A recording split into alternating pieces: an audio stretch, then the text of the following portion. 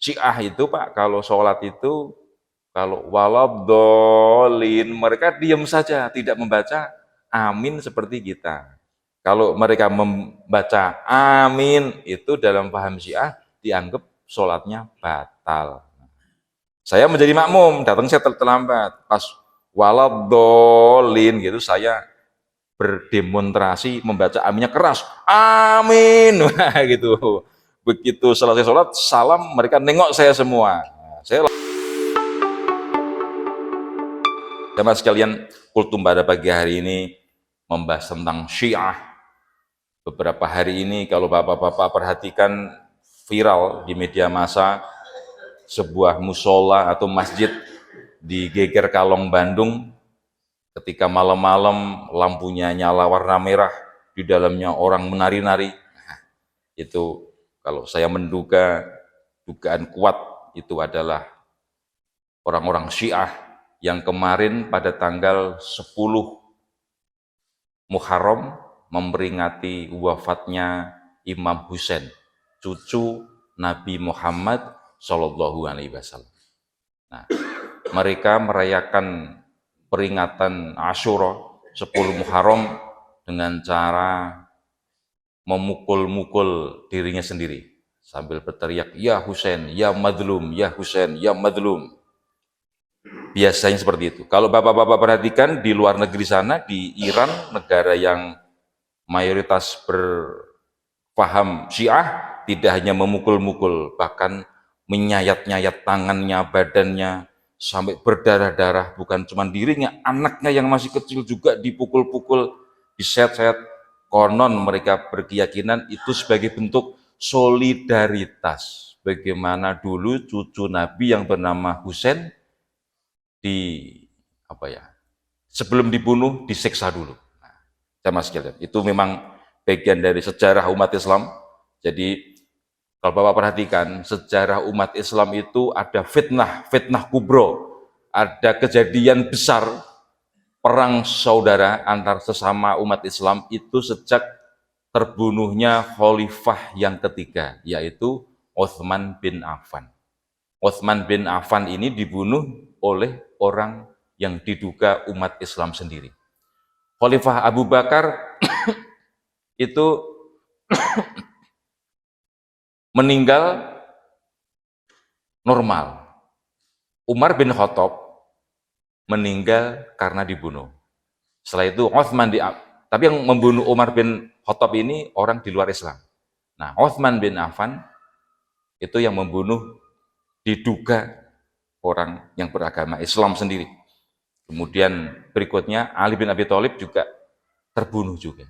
Nah, berikutnya memang karena politik berlomba mendapatkan kekuasaan setelah Nabi Muhammad wafat, nah itu terjadi sikut menyikut antar kekuatan Islam sehingga menjadi fitnah kubro.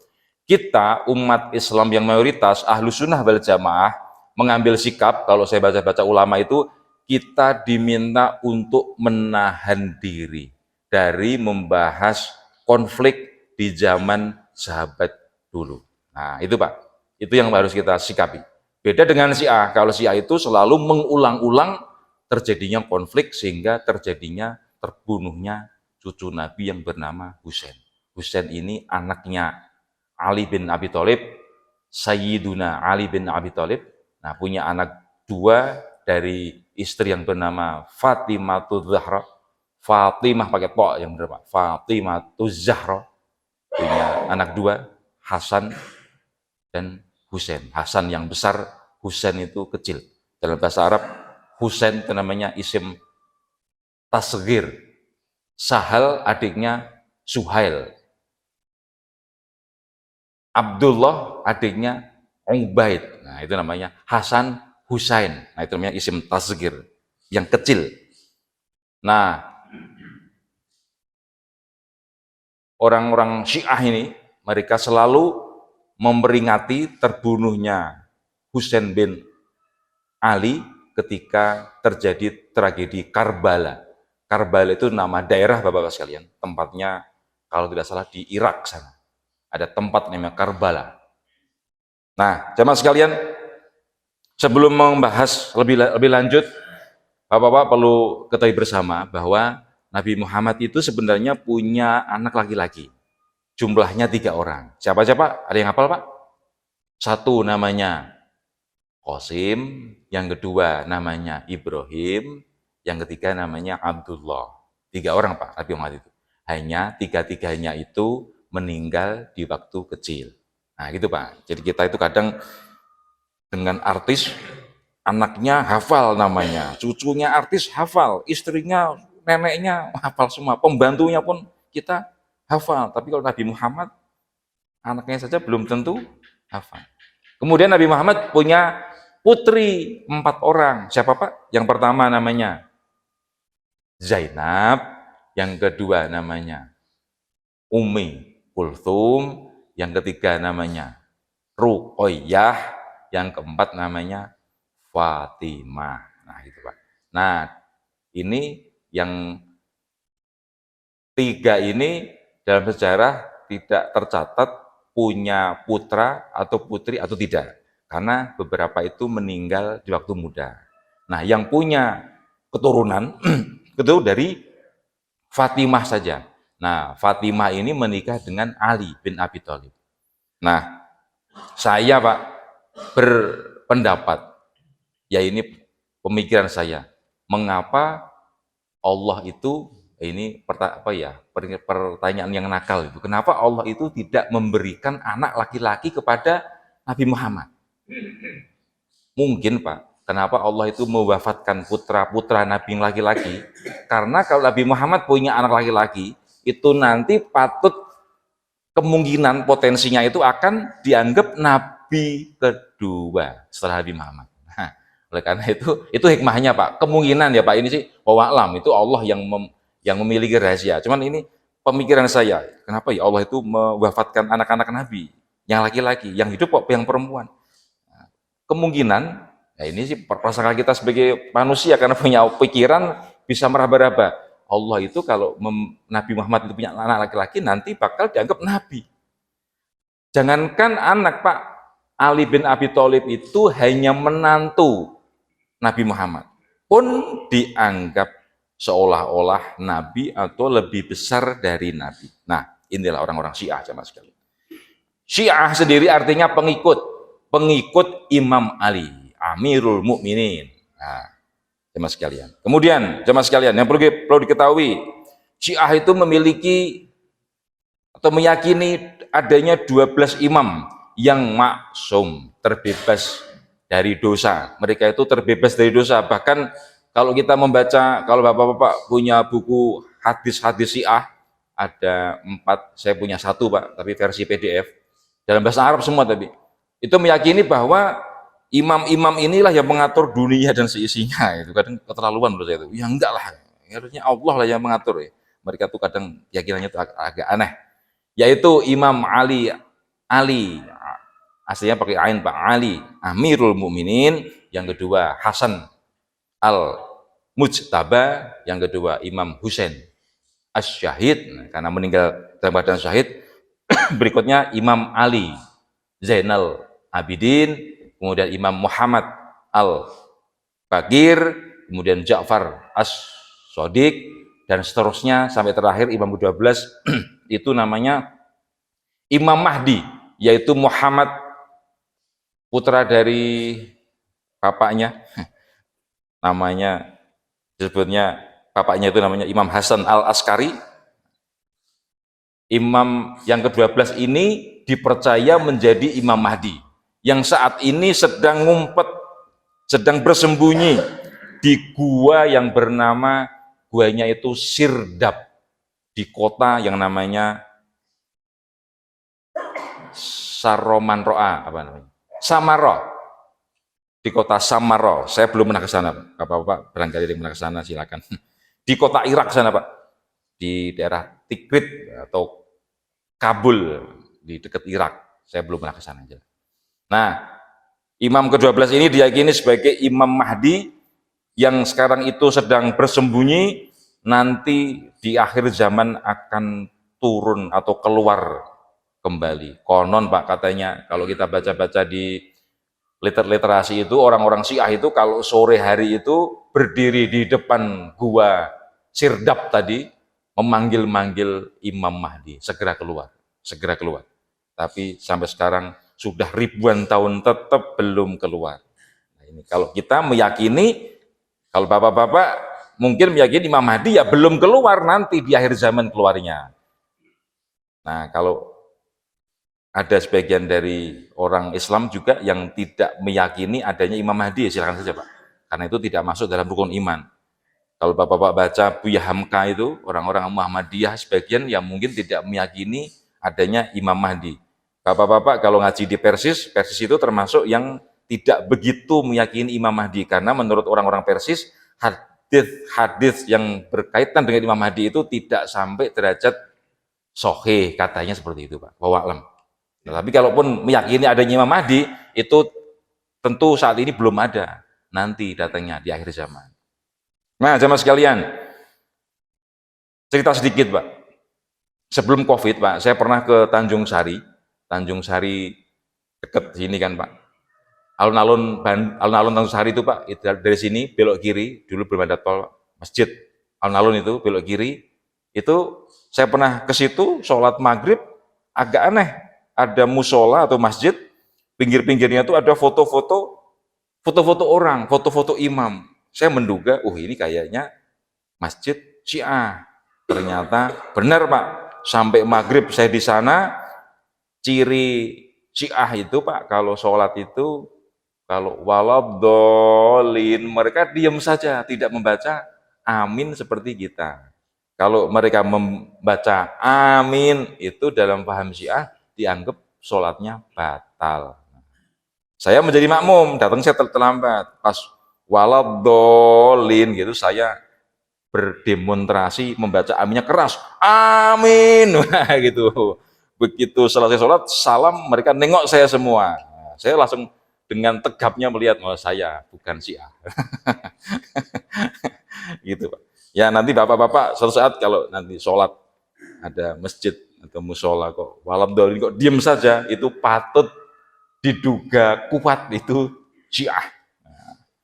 Bapak sekalian, saya di sini tidak memposisikan sebagai ulama, tidak Pak. Saya hanya menjelaskan saja, bapak-bapak juga biar paham. Karena rupanya dari kejadian bahwa ternyata di Tanjung Sari situ saja Pak, yang sholat juga banyak. Berarti prasangka saya Pak, di Bandung ini paham Syiah cukup banyak. Nah kalau saat ini, kemarin bapak-bapak kalau baca di YouTube atau di medsos viral, ada masjid yang mengadakan perayaan Asyura, itu ya wajar sekali. Belum lama Pak, itu di Buah Batu sini, gedung itu Pak, Kawaluyaan, kalau dari sini sebelah kanan, itu saya lihat juga, saya pernah lihat, pusat peringatan Asyura se-Indonesia. Di situ tempatnya. Ada dipajang di pinggir jalan, di tengah jalan.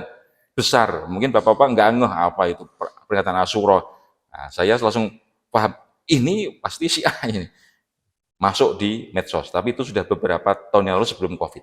Nah, jamaah sekalian, beberapa perbedaan Pak antara kita Ahlus Sunnah wal Jamaah dengan Syiah. Bapak-bapak mau NU, mau Muhammadiyah, mau Persis, mau nggak ikut ormas, misalnya itu saya nggak NU, nggak Muhammadiyah, tapi saya ya kunut subuh, ya kalau ada yang meninggal tahlilan, ya itu berarti agak mendekati NU, itu siapa? Saya nggak NU, nggak Muhammadiyah, tapi kalau ada orang meninggal saya nggak ikut tahlilan, berarti bapak-bapak kalau nggak Muhammadiyah Persis. Bapak-bapak mau NU, mau Muhammadiyah, mau Persis, mau apapun, menurut saya Pak, kita itu keluarga Ahlus Sunnah wal Jamaah. Mau Salafi, Ahlus Sunnah wal Jamaah. Bedanya apa? Satu, perbedaan kita dengan Syiah. Apa itu? Sabbus sahabah. Mencaci maki sahabat. Bapak-bapak, saya belum pernah dengar orang Muhammadiyah, orang Persis, orang NU, orang Salafi mencaci Abu Bakar, laknatullah. Nggak ada. Tapi kalau orang Syiah itu, begitu mendengar Abu Bakar Siddiq, laknatullah alaihi. Utsman bin Affan, laknatullah alaihi. Nah, kita nggak pernah. Kita begitu mendengar Abu Bakar As-Siddiq radhiyallahu anhu, ya kan Pak? Radhiyallahu anhu. Kita mendengar Siti Aisyah, ibunda Amirul Mukminin ibu istri Nabi, sebagai ibunya orang-orang mukmin, ummahatul mukminin, ya kita mendoakannya radhiyallahu anha. Jangan lupa Pak. Nah, kalau orang-orang Syiah itu kalau mendapati sahabat Nabi yang tidak disukainya, mereka mencela dengan cara laknat pada mereka. Wah, hati-hati jamaah sekalian. Nah, itu perbedaan kita dengan mereka. Jadi Bapak-Bapak jangan khawatir, mau NU, nah ini pendapat saya ya Pak, mau NU, mau Wahabi, mau Salafi, mau Muhammadiyah, mau Persis, selama tidak pernah mencaci maki sahabat, sabu itu artinya sabun itu artinya mencela Pak, sabu sahabat, mencela sahabat. Nah, jemaah sekalian, beberapa perbedaan kita dengan mereka. Yang pertama, penampilan. Guru-guru atau ulama-ulama Syiah, Pak Syekh Syiah itu biasanya mereka itu sorbannya itu warnanya hitam. Nah, kalau kita orang-orang normal, Ahlussunnah wal Jamaah itu ya putih, ya hitam juga ada, ya hijau juga ada. Tapi orang-orang Syiah biasanya hitam, cirinya itu Pak. Kalau yang perempuan sama dengan orang-orang kita, orang Ahlussunnah wal Jamaah, menutup aurat ya rapi. Hanya biasanya Pak orang-orang Syiah yang perempuan itu memakai kerudungnya berlapis-lapis, sudah dalamnya putih, pakai lagi hitam lagi, pakai putih lagi sampai double-double. Biasanya seperti itu biasanya. Bapak-bapak kalau nanti haji atau umroh lihat perempuan-perempuan ini bajunya kok double-double kayak gini, putih hitam. Nah, itu diduga Syiah. Itu paling gampang Pak penampilan. Tapi secara kasat mata kadang agak sulit. Kemudian yang berbeda lagi, kalau sholat jamaah sekalian, kalau kita sholat sehari semalam berapa kali Pak? 5. Nah, kalau Syiah itu hanya 3 waktu. Tetap 5 kali, tetapi 3 waktu. Subuh sholat, zuhur nanti orang Syiah sholatnya zuhur sama asar, dijamak menjadi zuhur. Kalau maghrib sama isya dimasukkan ke maghrib. Jadi cuma 3 aja, subuh, zuhur, maghrib. Mengapa kau dijamak? Kan nggak kemana-mana. Nah, mereka berkeyakinan kita itu kan sebenarnya hidup ini dalam perjalanan menuju kematian. Perjalanan itu kan safar, berarti kita semua dalam keadaan safar. Jadi boleh dijamak, gitu Pak. Jadi sehingga asar sama zuhur dijamak. Jadi bapak-bapak kalau ketemu orang Syiah, kalau di Bandung mungkin ya rada jarang kalau bapak ketemu di pagi umroh atau haji, orang-orang Syiah itu begitu zuhur langsung dijamak sama asar. Nanti maghrib ya sama isya. 3 waktu, tetapi 5 kali tapi hanya 3 waktu. Berikutnya jemaah sekalian, cirinya lagi, mereka kalau sujud Pak ketika sholat, yang paling gampang kelihatan itu biasanya jidatnya, tarangnya ini Pak, itu nempel di tempat namanya turbah. Dulu saya pernah kultum di sini beberapa waktu yang lalu, pernah memberikan contoh turbah. Turbah itu Pak bentuknya kalau Bapak pernah melihat kayak roti Oreo Pak, warnanya coklat, itu diyakini tanah dari Karbala, tanah suci Karbala, tempat untuk sujud. Nah, kadang itu saya melihat anak-anak di Madinah itu suka nakal, gitu. Jadi orang Syiah itu begitu sholat ditunggu, begitu sudah rukuk mau sujud ditendang itunya itu, tendang dung langsung nyari tempat mana sujudnya. Anak-anak nakal. Nah, kalaupun tidak mau tidak ada turbah Pak, mereka itu sujudnya di pohon, Bapak, pohon biasa yang tidak memiliki buah. Contohnya apa ya Pak? Bapak mencari sendiri. Nah, itu bisa untuk menjadi tempat untuk sujud. Bapak, pohonnya itu dipotong-potong gitu Pak, menjadi habis segini. Nah, itu tempat sujud. Nah, kalau nggak ada turbah, katanya pohon yang tidak berbuah. Kalaupun tidak ada lagi turbah, nggak ada, turbahnya tanah Pak, tanah Karbala tadi. Kalau nggak pohon tadi, kalau nggak Pak, nggak ada dua-duanya, mereka sholatnya harus ke lantai. Tidak mau Pak ada sajadah, karpet ini nggak mau. Nyarinya pasti yang sujudnya itu kepalanya ke lantai. Itu salah satu cirinya. Nah, kita sebenarnya Pak bebas saja silakan. Kalaupun sujudnya ke lantai ya silakan. Kan sujudnya itu alal ard. Nah, fil ardi, nah fil ardi itu di bumi, di tanah itu ya boleh saja ke lantai, nggak perlu pakai sajadah. Tapi kita pakai sajadah itu biar bersih gitu ya, nggak masalah Pak. Nah, terus yang tadi sholat 5 waktu tadi ya, menurut saya ya masalah itu. Kenapa kok jadi kok dijamak itu boleh kalau bapak-bapak safar perjalanan, bapak misalnya pergi ke Jakarta misalnya, itu kalau keyakinan saya sudah boleh dijamak. Kalau ada juga yang Jakarta, tapi kalau naik mobil kan cepat, nggak boleh dijamak, ya silakan. Tapi kalau saya boleh. Nah, tapi kalau mereka tiap hari dijamak terus maghrib sama isya, zuhur sama asar, itu ya menurut saya rada aneh.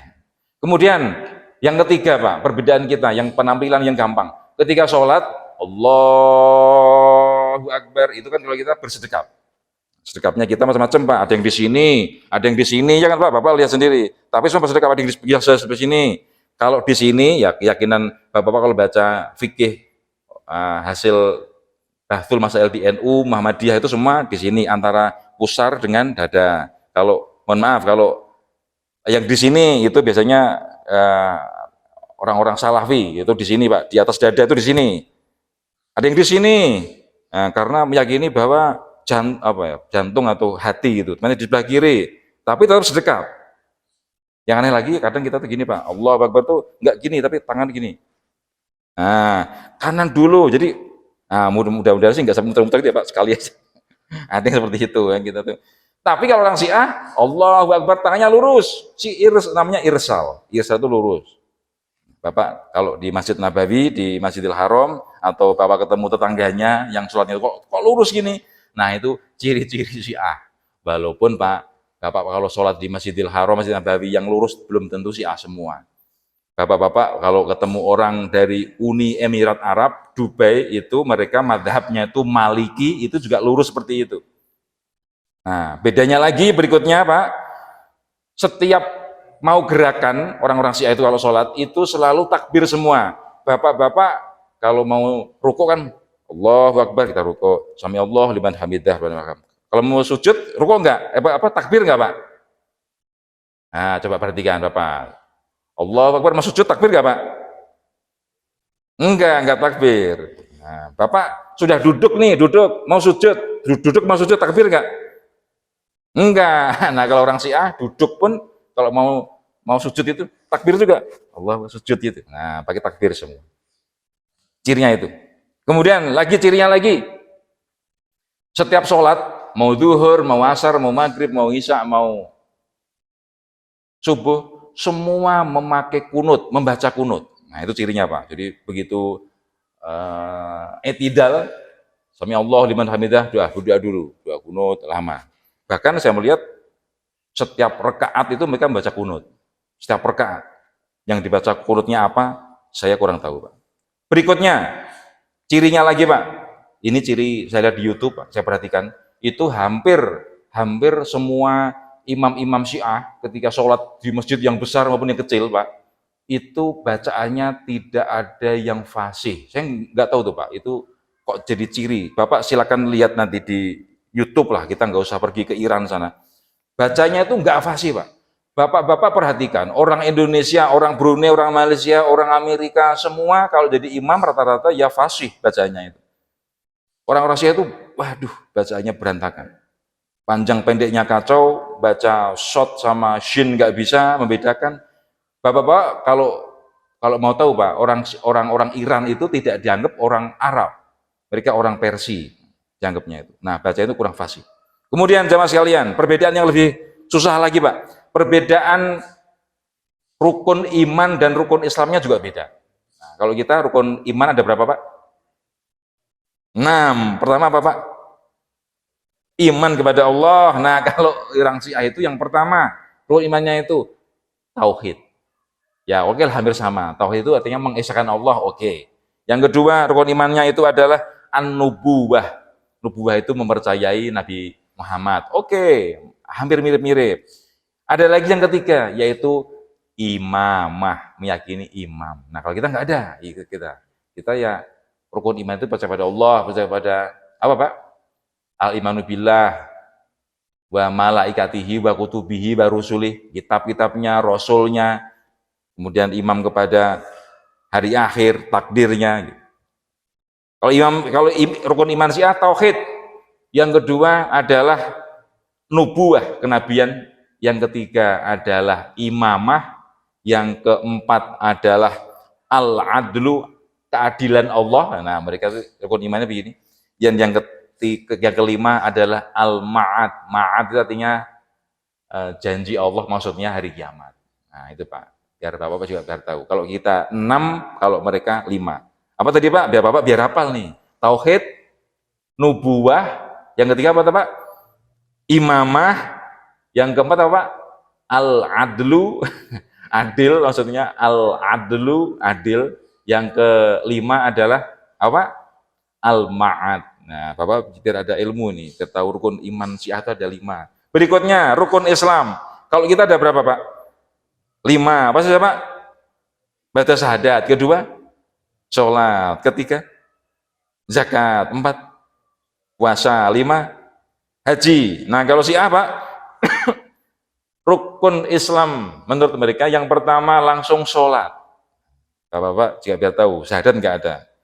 Berikutnya puasa sama. Yang ketiga zakat sama. Yang keempat haji sama. Yang kelima al-wilayah.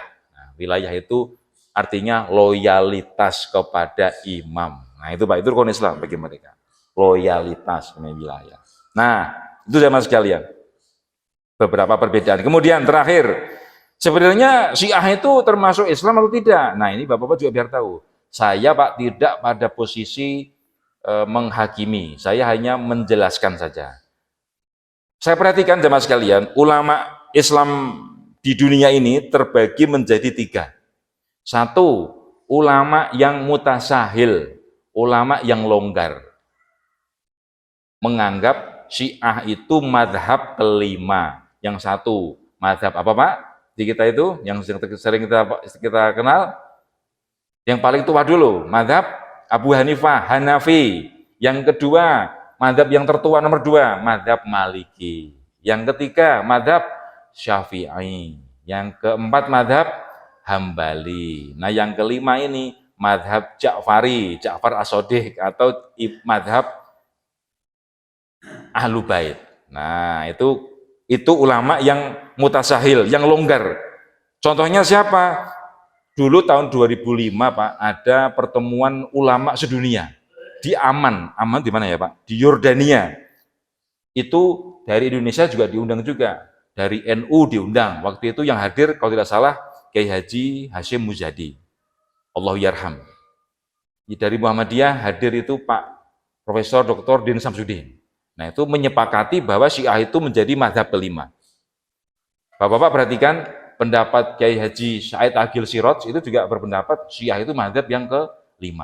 Hanafi, Maliki, Syafi'i, Hambali, dan Ja'fari, Syiah.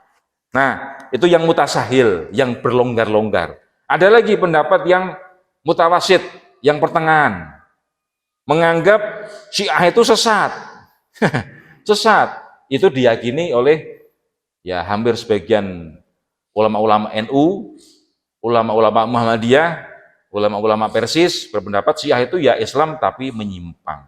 Kenapa menyimpang? Karena Syiah itu misalnya meyakini Quran yang sekarang ini tidak asli, ya gitu-gitu Pak. Jadi menyimpang. Tapi yang disembah Allahnya sama, Nabi Muhammadnya sama, Qurannya ya itu sebenarnya. Tapi ada gini Pak, orang Syiah itu mengarang satu kitab yang menjelaskan tentang bahwa Quran yang sekarang ini palsu. Sudah diubah oleh Abu Bakar, oleh Utsman, oleh Umar. Nah, itu tidak dibantah itu bukunya itu yang bikin mengganggu itu. Kalau itu dibantah, enggak, Al-Quran sekarang ini benar. Nah, gitu baru oke lah, berarti Anda benar. Gitu. Nah, tidak dibantah, tidak tidak dianulir gitu pendapatnya itu. Akhirnya oh ini Islam tapi menyimpang. Itu yang ulama-ulama yang mutawasid, termasuk bapak-bapak kalau pernah membaca kitabnya Kiai Haji Hashim Asy'ari, itu berpendapat Syiah itu semua madhab Syiah, baik Syiah Ismailiyah, Zaidiyah, dan semua pernak-perniknya Syiah itu semua sesat.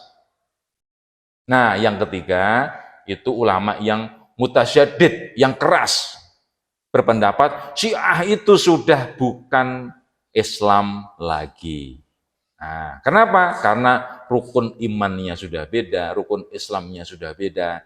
Nah, itu diyakini oleh ulama-ulama Indonesia yang masuk dalam kelompok ANAS. ANAS itu Aliansi Nasional Anti Syiah. Ketuanya Bapak Ustadz Adian Ali. Nah, nanti Pak Adian Ali kapan-kapan insya Allah mau kita undang ke sini Pak. Nah, Pak Adian Ali ini berpendapat Syiah itu bukan Islam.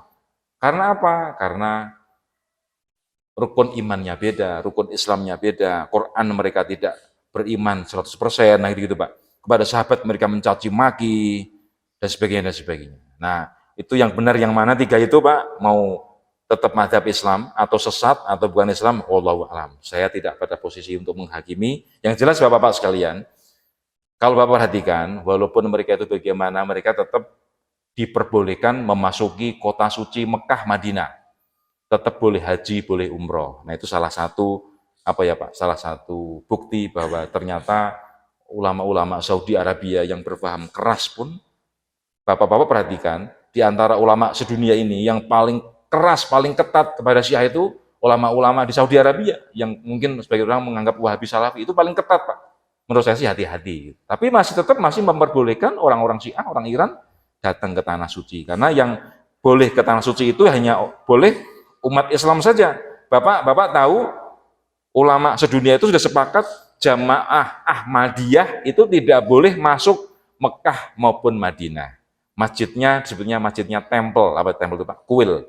Nah, karena mereka sudah bukan Islam lagi, karena nabinya bukan Nabi Muhammad.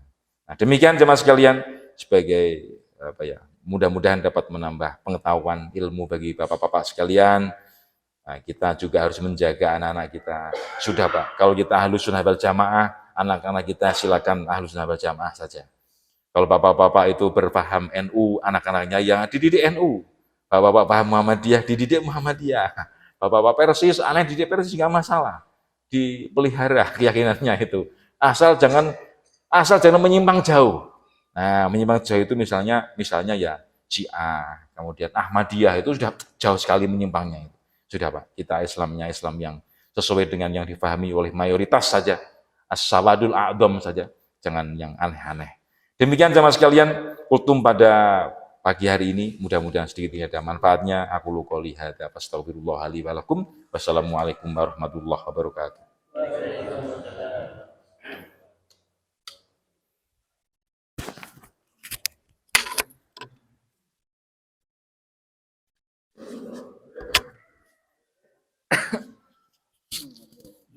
Sami-sami.